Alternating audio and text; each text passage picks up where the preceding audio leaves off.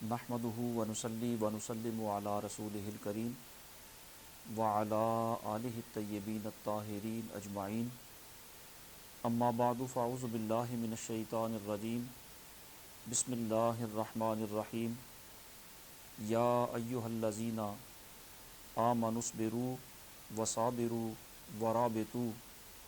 واتقوا اللہ لعلکم تفلحون صدق اللہ مولانا العظیم۔ بعد از حمد و ثنا سورہ آل عمران کی آخری آیت مبارکہ آپ نے سماعت فرمائی۔ اللہ کریم ارشاد فرماتا ہے، اے ایمان والو صبر کرو اور صبر میں دشمنوں سے آگے رہو اور سرحد پر اسلامی ملک کی نگہبانی کرو اور اللہ سے ڈرتے رہو اس امید پر کہ کامیاب ہو۔ آیت مبارکہ میں جو مضمون بیان ہوا اس کا خلاصہ یہ ہے کہ اے ایمان والو صبر کرو اور صبر کرتے ہوئے دشمنوں سے آگے رہو، یعنی میدان جنگ میں ظاہر قتال ہوگا، تمہیں بھی تکلیف پہنچے گی، تمہارے دشمن کو بھی تکلیف پہنچے گی، تو کہیں ایسا نہ ہو کہ دشمن تکلیف کے باوجود جمع رہے اور تم اس تکلیف کی وجہ سے بے صبری کر بیٹھو، تو ایسا کہیں نہ ہو، بلکہ دشمن سے زیادہ تم صبر کا مظاہرہ کرو اور اپنی سرحدوں کی حفاظت اور نگرانی کرو اور اللہ سے ڈرتے رہو اس امید پر کہ تمہیں کامیابی ملے۔ اس آیت مبارکہ میں جن الفاظ کا انتخاب کیا گیا ان میں سے پہلا لفظ صابرو، یا ایھا الذین آمنوا اصبروا وصابروا، اصبروا اور صابروا یہ دو لفظ صبر سے بنے ہیں۔ صبر کا لغوی معنی ہوتا ہے روک لینا، جس شے سے شریعت اور عقل منع کرے اس سے باز رہنا۔ تو یہاں صبر سے مراد کیا ہے؟ حضرت جنید بغدادی فرماتے ہیں، الصبر حبس النفس علی المکروہ بنفی الجزع، کہ ناپسندیدہ چیز پر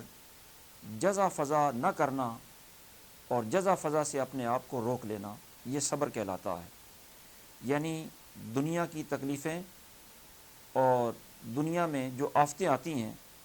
ان میں جزا فضا نہ کرو اور اپنے دین پر جمے رہو اور اپنے نفس کو بے صبری سے روکے رکھو، یہ ہے اصبروا کا معنی۔ اور صابروا کا مطلب یہ چونکہ باب مفاعلہ سے ہے اور باب مفاعلہ میں تقابل ہوتا ہے، طرفین سے ہوتا ہے،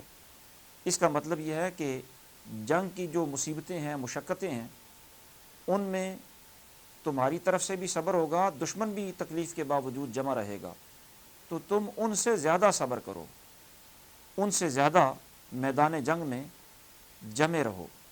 دشمن سے صبر میں آگے رہو۔ اور پھر فرمایا رابطو، یہ لفظ ربطن سے بنا ہے۔ ربطن کا لغوی معنی ہوتا ہے باندھنا، مضبوط کرنا، قوی کرنا۔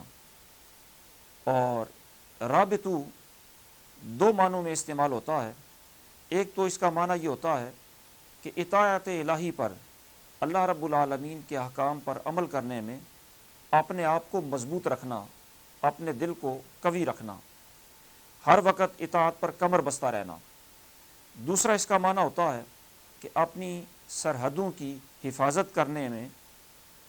مضبوطی سے کام لینا، طاقت سے کام لینا اور اپنی سرحدوں کو محفوظ رکھنا تاکہ کوئی دشمن ان پر حملہ آور نہ ہو سکے۔ یہ دونوں معنی ہی مراد ہو سکتے ہیں۔ تو اس آیت کریمہ کے ضمن میں مفسرین نے جن مسائل شرعیہ کو بیان فرمایا ان میں سے پہلا مسئلہ ان لفظوں سے یا ایھا الذین آمنوا اصبروا، کہ اے ایمان والو صبر کرو۔ یہ صبر مختلف قسموں کا ہو سکتا ہے اور ہر قسم میں اپنے دل کو بے تابی سے اور اپنے آپ کو جزا فضا سے روکنا صبر ہی ہوتا ہے۔ صبر کی جو قسمیں ہیں وہ یوں تو متعدد ہیں، بے شمار ہیں، ان میں سے چند ایک قسمیں آپ کے سامنے خلاصہ کے طور پر عرض کرنے لگا ہوں۔ صبر کی ایک قسم یہ ہوتی ہے کہ اللہ رب العالمین کی توحید کی معرفت کے حصول کے لیے جو اہل علم استدلال کرتے ہیں، غور و فکر کرتے ہیں اور دلائل کو تلاش کرتے ہیں، ان دلائل کی تلاش میں اور ان استدلالات کی جستجو میں جو مشقتیں برداشت کرنا پڑتی ہیں، ان مشقتوں پر بے صبری نہ کرے۔ اسی طرح جو معارف نبوت ہیں، ان نبوت کے دلائل کو جاننے کے لیے، انہیں حاصل کرنے کے لیے جو مشقتیں تکلیفیں برداشت کرنا پڑتی ہیں، ان پر بھی بے صبری نہ کرے۔ یہ تو اہل علم ہیں جو دلائل کو تلاش کرتے ہیں، اور جو اہل نظر ہوتے ہیں وہ توحید کی معرفت میں سلوک کی منزلیں طے کرتے ہیں، نبوت کی معرفت میں عشق اور محبت کے سمندروں میں غوطہ زن ہوتے ہیں، وہ تدبر کرتے ہیں، غور و فکر کرتے ہیں، ان کی راہ کی اپنی مشکلات ہوتی ہیں۔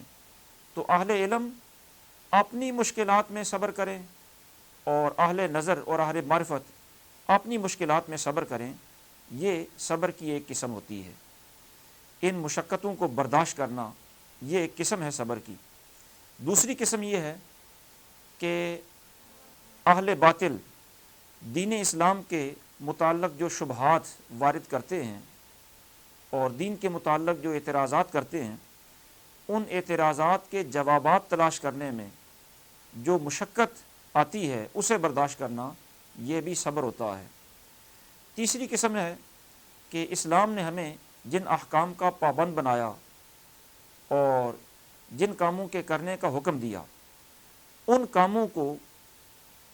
پابندی سے ادا کرنا اور انہیں کرنے میں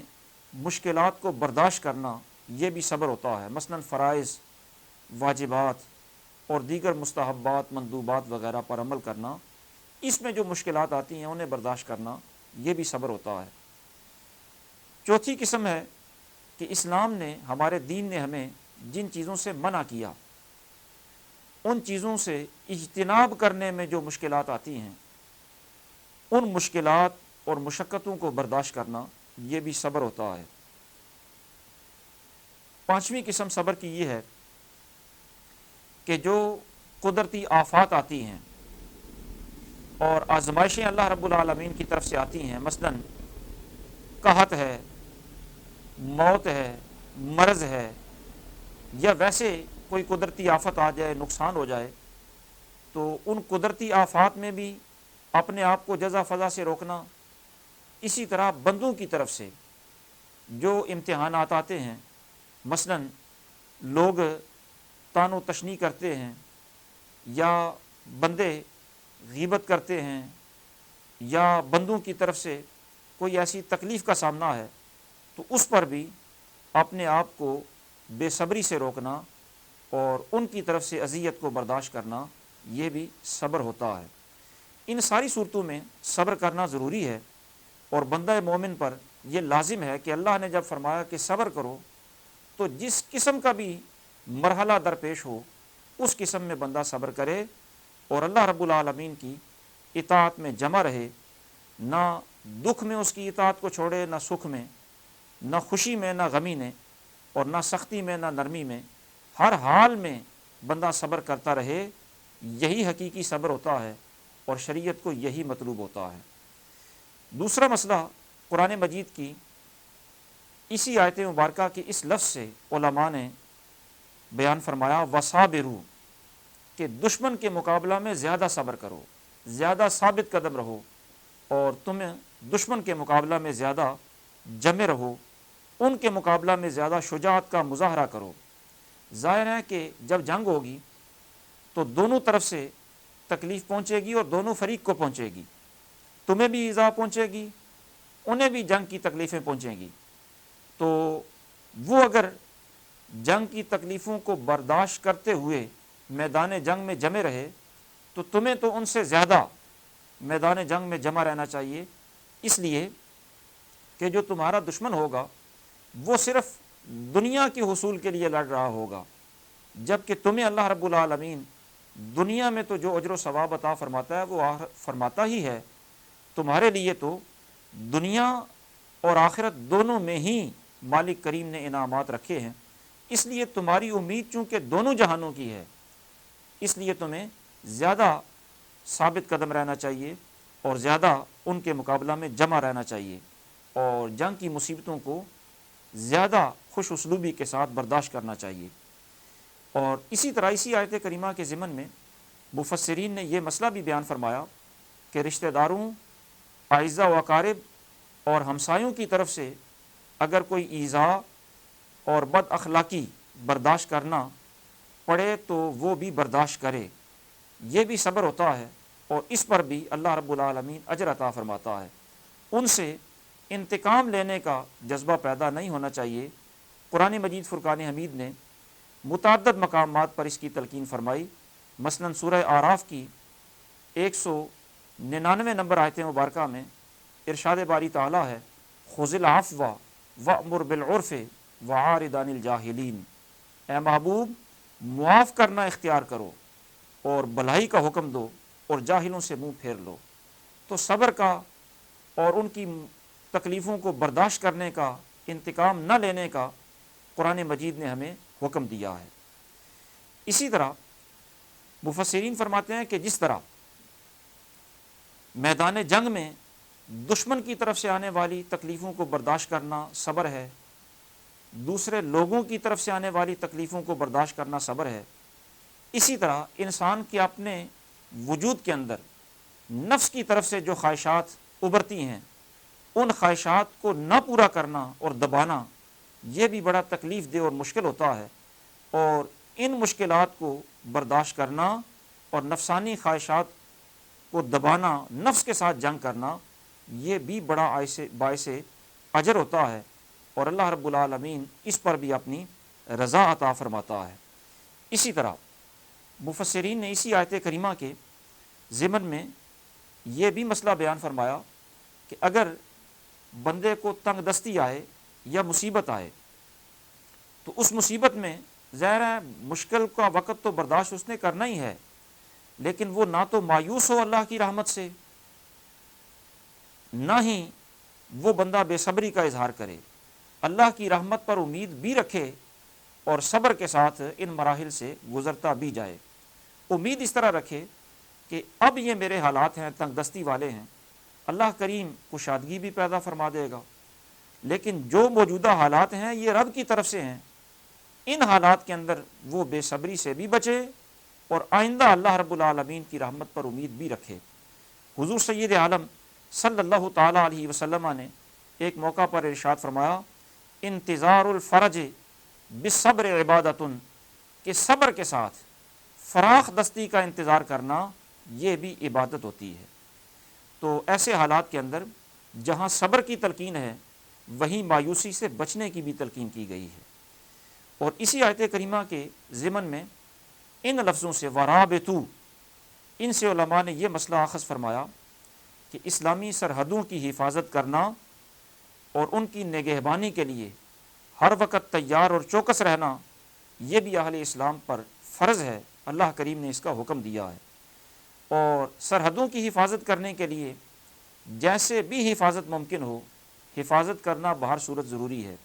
کسی کے پاس سواری اور اسلحہ ہے تو وہ اس کے ساتھ حفاظت کرے، اور اگر کسی کے پاس سامان نہیں بھی تو بھی اس پر حفاظت کرنا فرض رہتا ہے،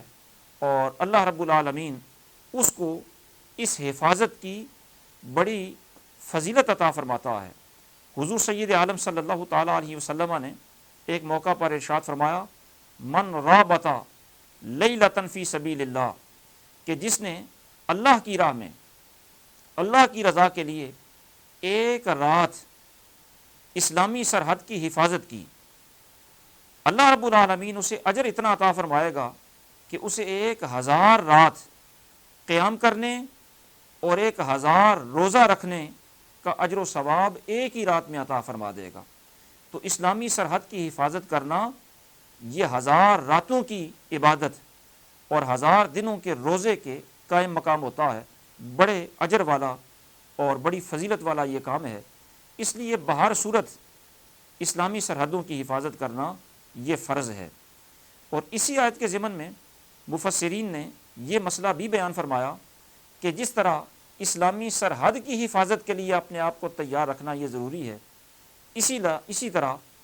اپنی عبادات کی ادائیگی کے لیے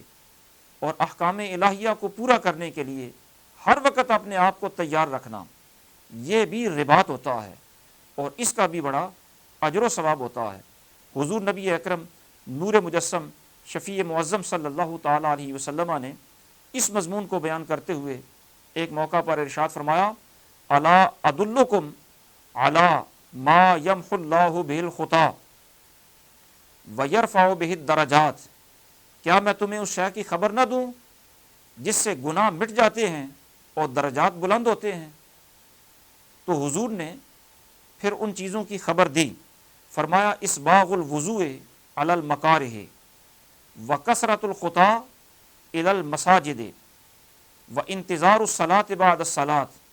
فذالکم الرباط فذالکم الرباط فذالکم الرباط۔ حضور نے فرمایا سردیوں میں ناپسندیدگی کے باوجود مکمل وضو کرنا، اسی طرح مسجد میں دور سے چل کر آنا، زیادہ قدم اٹھا کر چلنا، اور نماز کے بعد نماز کا انتظار کرنا، پھر حضور نے فرمایا یہی جہاد ہے، یہی جہاد ہے، یہی جہاد ہے۔ تو نماز کے بعد آئندہ نماز کا انتظار کرنا، یعنی آئندہ عبادت کے لیے اپنے آپ کو تیار رکھنا، اسی طرح ہر قسم کے احکام الہیہ کے لیے ہر وقت مستعد اور تیار رہنا، یہ بھی رباط ہوتا ہے، اور اس پر بھی بڑا اجر و ثواب ہوتا ہے۔ دعا ہے اللہ رب العالمین انہی کلمات کو شرف قبولیت عطا فرمائے۔ وما توفیقی الا باللہ العلی العظیم۔